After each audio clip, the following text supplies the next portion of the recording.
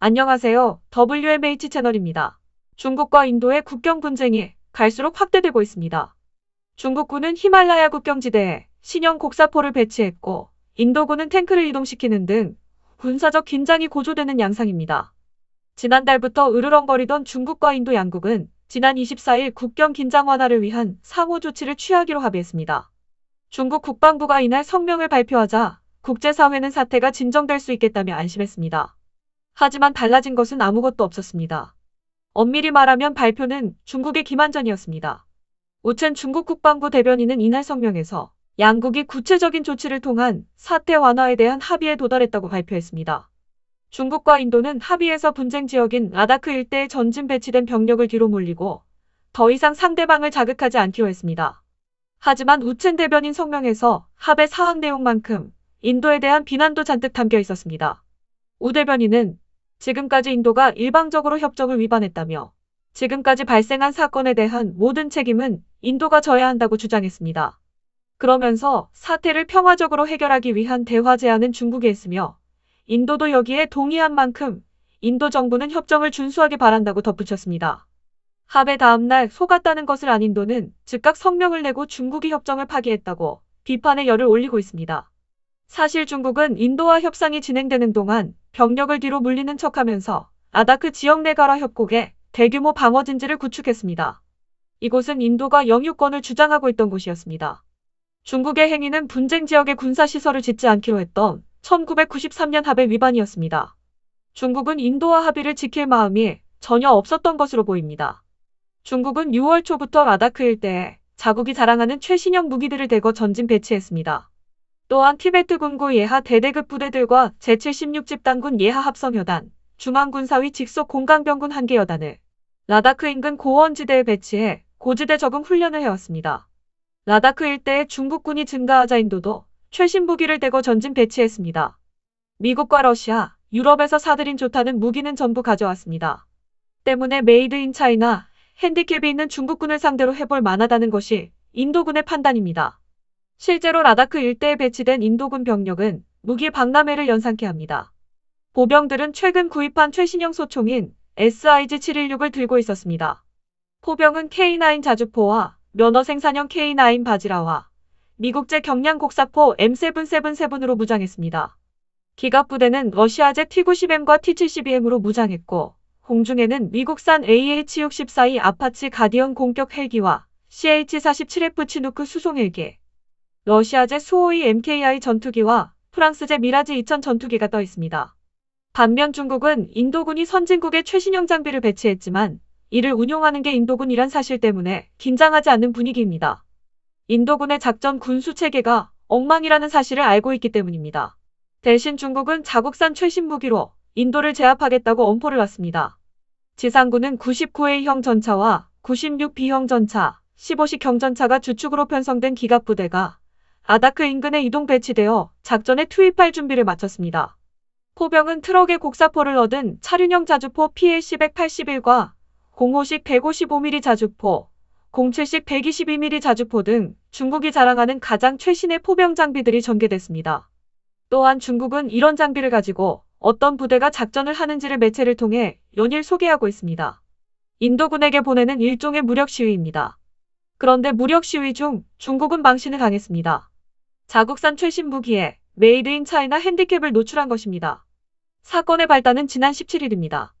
중국 관영 CCTV가 방영한 시장 군구 관할 구역 내 포병 화력 운용 시범 보도였습니다.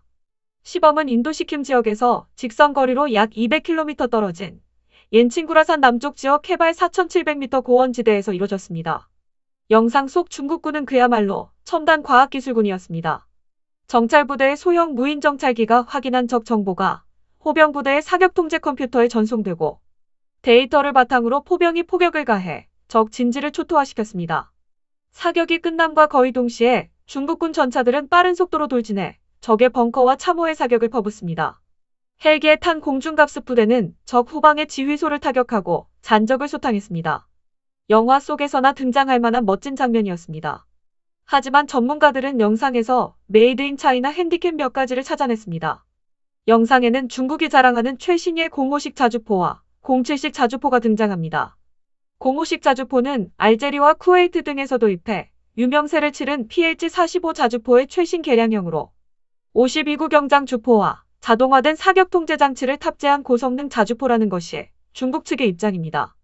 전투 중량이 35톤 정도로 가볍지만 세계 정상급 주포와 자동장전 장치, 사격 통제 장치를 가져 분당 8에서 10발의 사격이 가능합니다. 최대 사거리도 K9이나 PAH-2000과 같은 서방 국가의 정상급 자주포 평균 사거리인 40km를 가볍게 능가하는 50km 수준이라고 합니다. 물론 중국이 발표한 재원을 그대로 믿는 전문가나 업계 관계자는 거의 없습니다.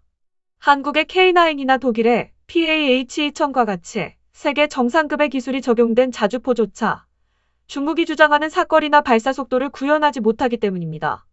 100번 양보해 공호식 자주포가 중국이 말한 발사 속도와 사거리를 가지고 있다고 쳐도 그래도 이 장비는 실전에서 쓸만한 물건이 아니라는 것이 전문가들의 공통된 의견입니다.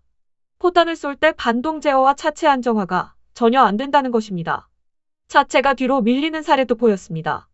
발사 후 차체가 이렇게 흔들리는 것은 곡사화기로서의 가치가 없음을 의미합니다. 포병 사격은 눈앞에 보이는 표적을 직접 조준하고 쏘는 직사가 아니라 포물선을 그리며 포탄이 적의 머리 위에 떨어지는 곡사입니다. 길게는 40에서 50km 밖 표적을 맞춰야 하기 때문에 매우 정밀한 계산과 조작이 필요합니다. 이를 위해 포병은 도가 아닌 밀리라디안, 줄여서 밀이라는 단위를 쓰고 있습니다. 360도를 6400밀로 세분화하는데 1도는 대략 17.7mm입니다. 외부 변수를 모두 배제하고 가정했을 때 왼쪽으로 1mm를 틀면 1km 밖의 탄착점은 1m 왼쪽으로 가게 됩니다. 즉 1도가 틀어지면 1km에서 17m가 넘는 오차가 발생하는 것입니다. 때문에 화포는 발사 전 지면에 단단히 고정해야 합니다. 그래서 견인포는 가신을 벌려 이른바 발톱을 받고 자주포는 중량을 40톤 이상으로 늘리고 유압식 서스펜션을 도입해 차체 자체로 반동을 흡수하거나 스페이드라고 하는 지지대를 편애합니다. 차체가 반동을 흡수하지 못하고 휘청거리면 포신이 앞뒤로 그리고 위아래로 흔들립니다. 정원 화초들에게 물을 줄 때 수도꼭지에 호스를 연결해 위아래로 흔들면 물줄기가 떨어지는 곳이 달라지는 것과 같습니다. 흔들리는 자주포에서 발사된 포탄이 정확하게 명중할 것이라는 생각은 어불성설입니다. 실제로 공호식 자주포 발사 영상을 보면 포탄 발사 때마다 차체가 춤을 춥니다. 1mm 단위로 흔들리는 것이 아니라 수십도 단위로 휘청거리고 있습니다. 1mm 틀어질 때마다 1km 거리에서 1m가 빗나가니 수십도가 틀어졌을 때는 수십 킬로 밖에서 얼마나 오차가 클지는 상상하기도 어려운 수준입니다. 사실 정상적인 나라라면 이런 무기는 배치가 될 수 없습니다. 최근 100여 대의 한국 K9 자주포 차체를 도입해 화제가 됐던 폴란드도 자국산 자주포 차체가 반동을 흡수하지 못하기에 K9을 도입했습니다. 그만큼 차체 반동 제어 문제는 자주포에게 있어 대단히 큰 문제입니다. 하지만 중국은 공호식은 물론 07식 등 다른 자주포 역시 반동 문제를 해결하지 않고 배치하고 있습니다. 때문에 중국군 자주포는 계곡이나 언덕을 사이에 둔 근거리 폭격전은 모르지만 거리가 일정 정도 길어지면 최악의 폭격 정밀도를 보일 가능성이 큽니다. 최악의 경우 중국군의 포탄이 인도군과 대치 중인 중국군의 머리 위에 떨어지는 상황도 발생할 수 있습니다.